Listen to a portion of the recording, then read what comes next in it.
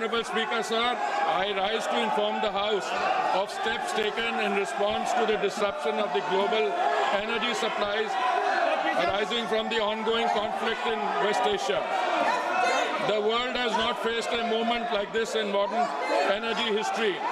Today is the 13th day since the passage through the Strait of Hormuz, through which 20% of world's crude, 20% of world's natural gas, and 20% of the world's LPG flows was disrupted following the military operations between Iran, Israel, and the US. For the first time in recorded history, the Strait of Hormuz has been effectively closed to commercial shipping. Despite India having no role in causing the conflict, like many countries, India has to navigate through its consequences. The contrast with how other nations are managing this crisis places India's response in its sharpest relief. A country in our neighborhood has shut all schools for 2 weeks, moved government offices to 4-day work week, ordered 50% of public employees to work from home, cut fuel allowances for official vehicles by half, and taken 60% of government vehicles off the road. This country has experienced the largest single fuel price increase in its history, with petrol up approximately 20% in a week. In another neighbor, has closed universities early and brought forward the Eid al-Fitr holiday to save fuel. Countries in Southeast Asia have also had to take energy rationing and conservation measures. Honourable Speaker, sir, India's crude supply position is secure and volumes secured exceed what the Hormuz would have delivered. Before the crisis, approximately 45% of India's crude imports transited through the Hormuz route. Thanks to the Honourable Prime Minister's outstanding diplomatic outreach and goodwill, India has secured crude volumes that exceed what the disrupted Strait of Hormuz could have delivered in the same period. Non-Hormuz sourcing has risen to approximately 70% of crude imports, up from 55% before the conflict began.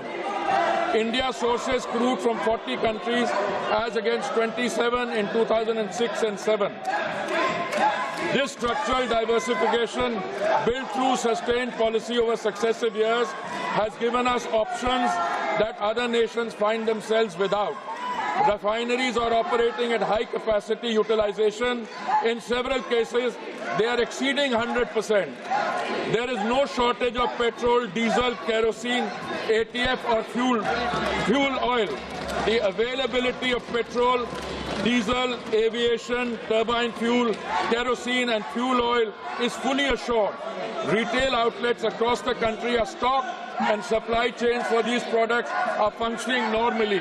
Additional allocation of PDS kerosene has been issued to all the states. Large LNG cargoes are arriving on an almost daily basis through alternative supply routes, and India has sufficient gas production and supply arrangements to sustain this position even in the event of a prolonged conflict. Power generation for every household and for industry is fully protected. Honourable Speaker, sir, it should be noted that India was previously importing approximately 60% of the LPG requirements from Gulf countries such as Qatar, UAE, Saudi Arabia and Kuwait, and 40% is produced domestically. Procurement has now been actively diversified, with cargoes being secured from the United States, Norway, Canada, Algeria and Russia, in addition to Gulf sources. The LPG control order is a cooking gas. Hence, in the last 5 days, LPG production has been increased by 28% through refinery directives, and further procurement is actually underway.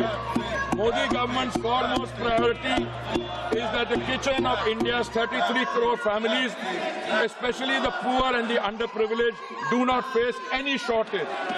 Domestic supply is fully protected and the delivery cycle is unchanged.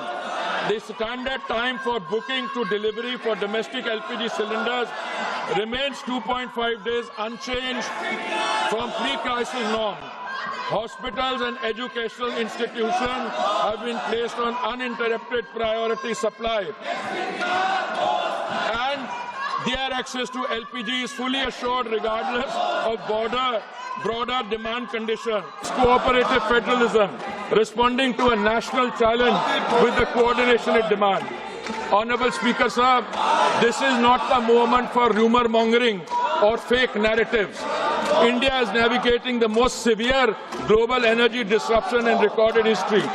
Crude supply is flowing, gas is prioritized for homes and farms, LPG production has been stepped up by 28%. Consumer prices are held far below what makes markets and regional competitors and dictate. Schools are open. Petrol is on the forecourt. Every citizen, regardless of political affiliation, has a stake in that. India must stand united behind the energy warriors, behind the institution managing the crisis, and behind the national interest.